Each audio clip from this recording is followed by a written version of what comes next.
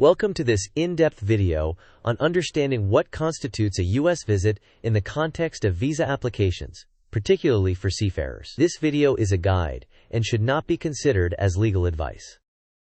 Here's what we'll cover in this video.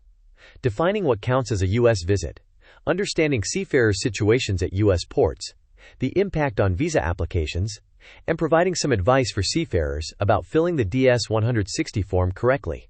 We'll wrap up with an important disclaimer. Let's clarify what constitutes a U.S. visit. In the realm of visa applications, it generally means entering the United States physically and being present on its soil. This includes tourism, business trips, or any purpose specific to your visa type. Simply being close to the U.S., such as docking without disembarking, does not count. Seafarers have a specific situation when their vessels dock in U.S. ports. If they remain on board and do not disembark, it is not considered a U.S. visit because they have not entered U.S. territory or undergone immigration processing. This distinction is crucial when filling out visa applications. Here's a little quiz for you.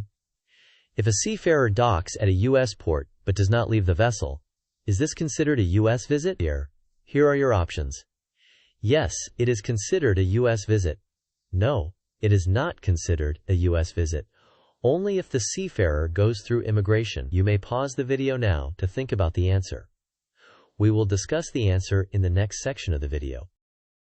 The correct answer is no. It is not considered a U.S. visit. This is because the seafarer stays on the vessel without entering U.S. territory. Reporting previous U.S. visits accurately is critical. Inaccurate information, like stating a visit occurred when merely docking at a port, can lead to denial. Previous visits are relevant to visa eligibility, as history of immigration compliance is important. The type of visa also influences the importance of past visits, as requirements can vary depending on the visa type.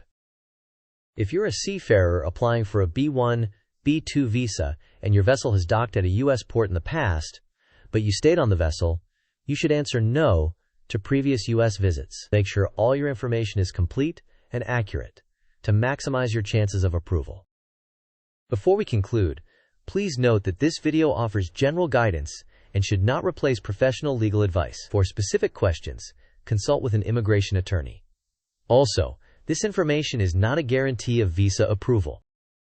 Thank you for watching our video. We hope you found it helpful. If you did, please consider liking, sharing, and subscribing to our channel. We'd love to hear your thoughts in the comments below.